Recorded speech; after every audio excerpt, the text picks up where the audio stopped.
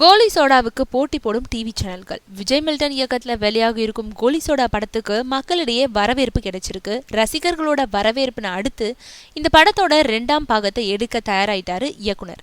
தியேட்டர்ல கோலி சோடா படத்துக்கு கிடைச்சிருக்கும் வரவேற்ப அடுத்து படத்தோட சேட்டலைட் உரிமையை வாங்க டிவி சேனல்களுக்கிடையே பெருமளவுல போட்டி உருவாகி இருக்கான்.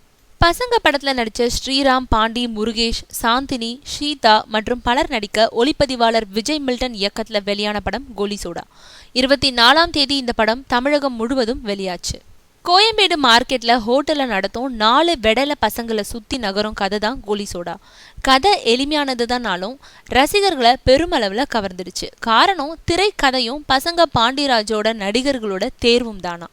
கோலி சோடா படம் தமிழகம் முழுவதும் பெரும்பாலான தியேட்டர்களை திரையிடப்பட்டிருக்கு.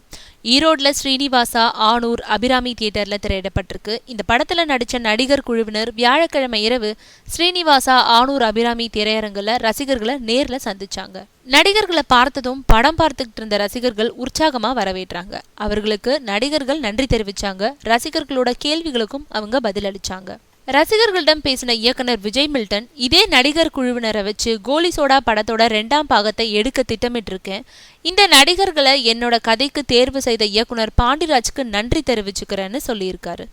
கோலி சோடாவில் 12 முதல் 16 வயதுக்குட்பட்ட நடிகர்கள் தான் நடிச்சிருக்காங்க. இது குழந்தைகளுக்கான படம். திருப்பதி பிரதர்ஸ் நிறுவனம் சார்பில் லிங்குசாமி தயாரிச்சிருக்கோம். இந்த படத்துக்கு பசங்க பாண்டிராஜ் வசனம் எழுதியிருக்காருன்றது குறிப்பிடத்தக்கது.